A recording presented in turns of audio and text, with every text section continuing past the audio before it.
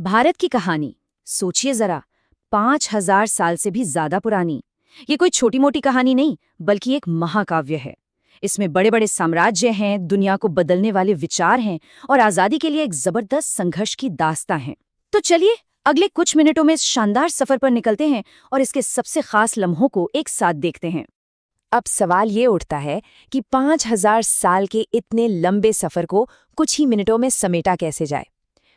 इसका एक तरीका है। हमने इसे 5 बड़े हिस्सों में बांटा है ताकि हर उस दौर को समझा जा सके जिसने आज के भारत को बनाया है। तो ये है हमारा रोड मैप। हम शुरू करेंगे बिल्कुल शुरुआत से, प्राचीन सिंधु घाटी से। फिर देखेंगे कि कैसे महान साम्राज्यों और धर्मों का जन्म हुआ। उसके बाद मध्ययुगीन सल्तनतों और मुगलों की शानो शौकत की दुनिया में चलेंगे। फिर आज़ादी के लिए भारत के जोशीले संघर्ष को महसूस करेंगे और अंत में एक आधुनिक देश के तौर पर इसके जन्म के गवाह बनेंगे। तो चलिए टाइम मशीन में बैठते हैं और सीधे चलते हैं हमारे पहले पड़ाव पर। ये वो दौर है जब इंसान पत्थर के औजारों से जिंदगी गुजारता था और फिर धीरे धीरे उसने बड़े बड़े शहर बसा लिए।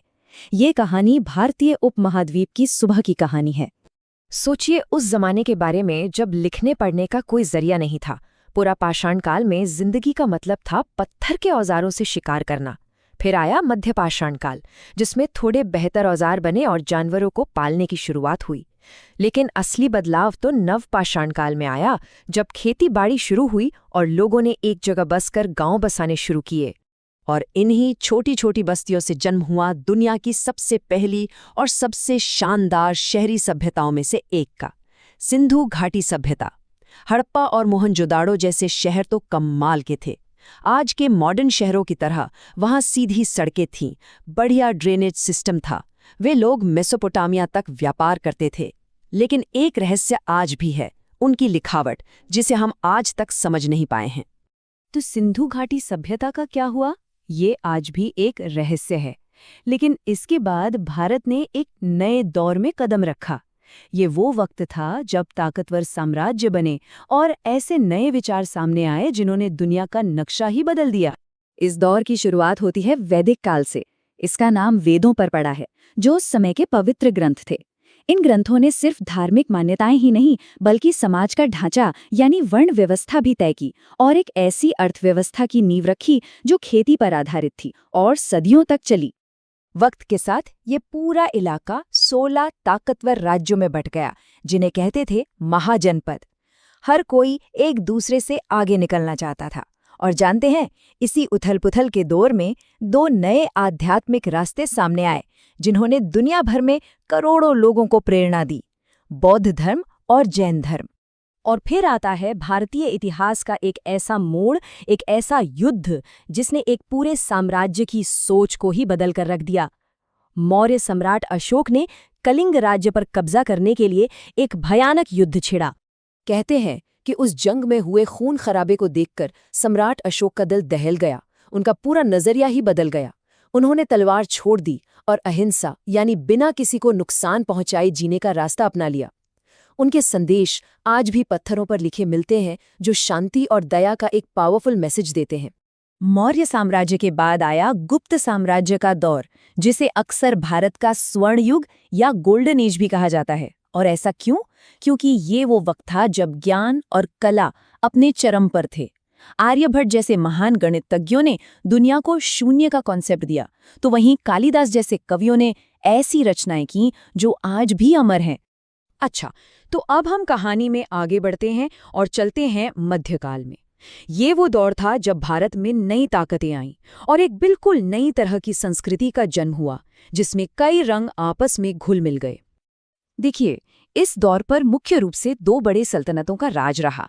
पहले आई दिल्ली सल्तनत, जिसने कई 100 सालों तक राज किया और उत्तर भारत का कल्चरल लैंडस्केप बदल दिया।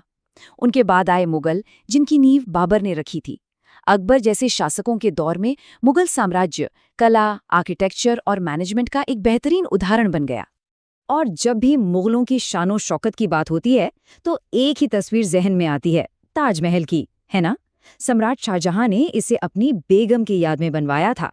ये आज भी प्यार की सबसे बड़ी निशानी और मुगल काल की एक बेजोड़ विरासत है। लेकिन मुगल साम्राज्य का सूरज भी हमेशा के लिए नहीं चमक सका। इसके पतन के साथ ही भारत के इतिहास का एक नया और शायद सबसे मुश्किल अध्याय शुरू हुआ। ये था ब्रिटिश राज का दौर और आज़ादी के लिए एक लंबी और कठिन लड़ाई की शुरुआत। ये लड़ाई कोई एक दो दिन की नहीं थी, पूरे 200 साल लगे।